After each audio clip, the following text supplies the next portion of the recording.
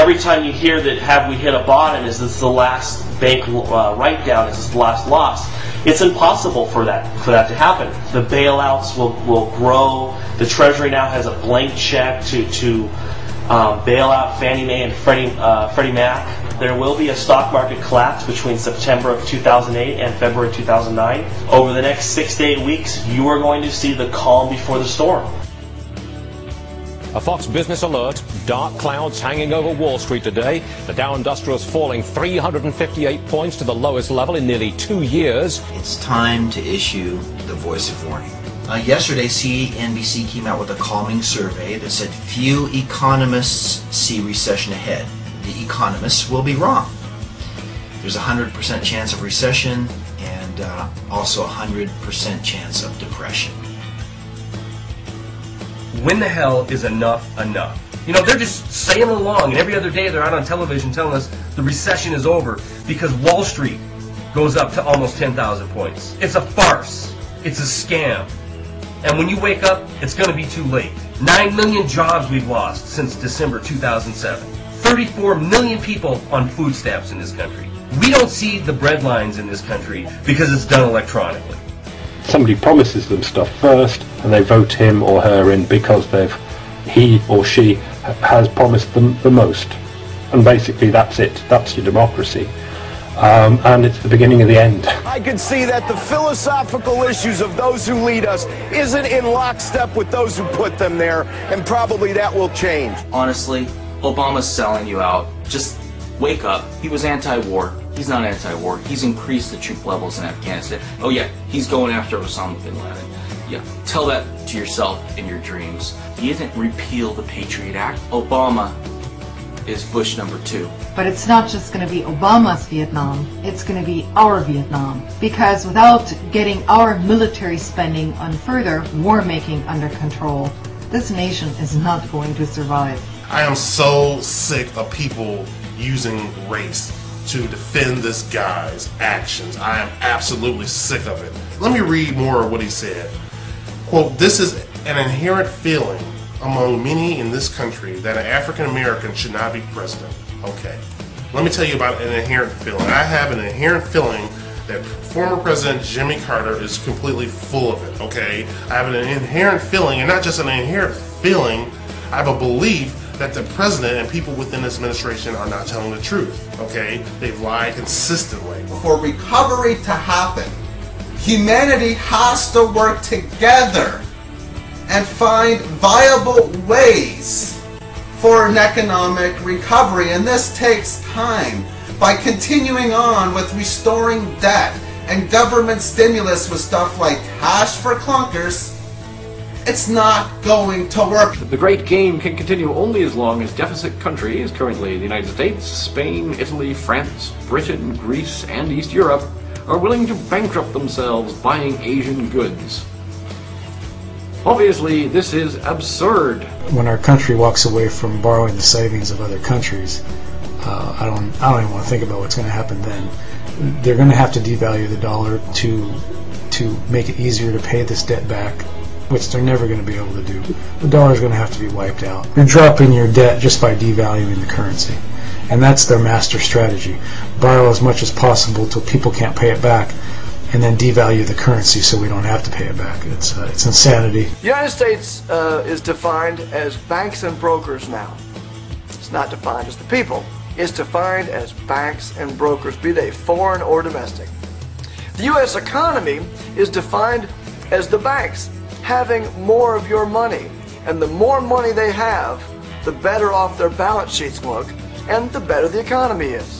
Have you people forgotten what happened in the economy? You have Ben Bernanke, Henry Paulson, Timothy Geithner, and Barack Obama coming on TV every day and tell us how they saved us from another depression. They saved us with bailouts and stimulus money. How do they know they saved us? Can they see into the future? Do they know what would have happened if we didn't have stimulus package? If we didn't have bailouts? No, they have no idea. But it was never about saving us. It was about saving their rich friends at Goldman Sachs and GM. Their rich friends at Fannie Mae and Freddie Mac. These politicians knew these are the people who get us elected. These are the people who give us the money to get us reelected. We can't let them fail, but how can we save them? I I know, we can give them taxpayer money. The American people will never go with that. They won't let us use taxpayer money to bail out private companies. They might if they thought we were in a recession. They might if they thought we were heading towards a depression. So the politicians caused the recession. They came on TV every day and told us, a depression is coming, a depression is coming. And people stopped spending money. We bought it. We said, okay, give the banks our money. Give the private companies our money. Anything to stay out of depression. And they saved Goldman Sachs. They saved GM. They saved Fannie Mae and Freddie Mac. Those companies are going to be making money hand over fist pretty soon. And the American taxpayer is going to be paying off that debt for 100 years or freaking more. And they have the audacity to come on TV and say they saved us? They saved us? Are you freaking kidding me? The government didn't save us. They screwed us. They freaking screwed us. Why do we have a Treasury Secretary who can't pay his taxes? Why do we have a member of House Ways and Means who can't pay his taxes? Why are these people still in Congress? Where are the cops? And more importantly, where are the citizens? Are we sheep? Are we consumers? Or are we citizens of the United States? It is time for the people of this nation, the good, decent people of this nation, to say enough. No more. I want to save my money, right? And the problem is, right, I can't save paper money, but I can save gold and silver. You know why? The price of gold and silver, the value of it actually, is relative to everything else. So that means that in the future, I'll be able to buy the same amount of bread with 1 ounce of silver or 1 ounce of gold. These Federal Reserve notes are just pieces of paper.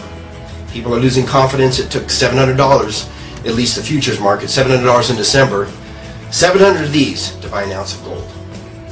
And I predict it'll be $1,000, not before too long, to buy an ounce of gold. It's my firm belief, if you don't know already, is that one day silver will be worth more than gold simply because of supply and demand. Gold may double in price, it may triple. Silver can go literally to the moon. From a technical perspective, the recession is very likely over. It's time to move. Without question, the fall, everything's going to be hitting the fan, and then you're going to want to have a nice garden and neighbors that you can share with in the spring. And it'll be fun. If you don't, it won't be fun.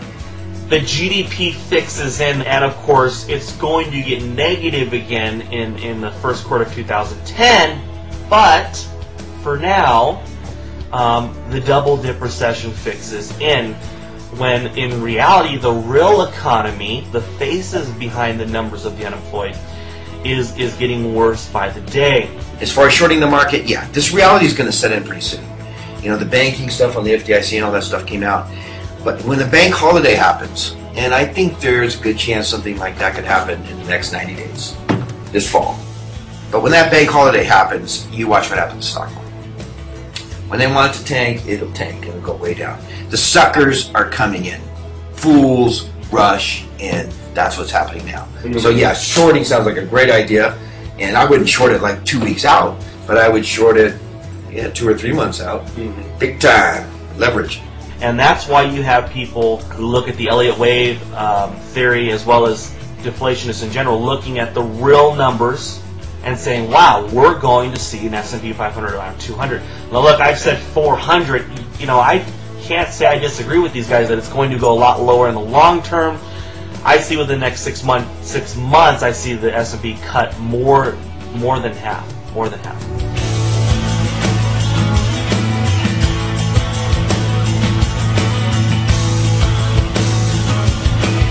And all you true patriots out there, get ready, because this fall, a lot of dominoes are going to fall down.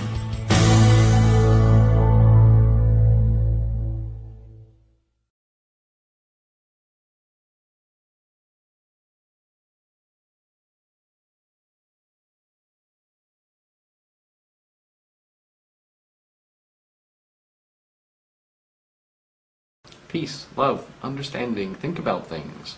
Don't believe everything you read.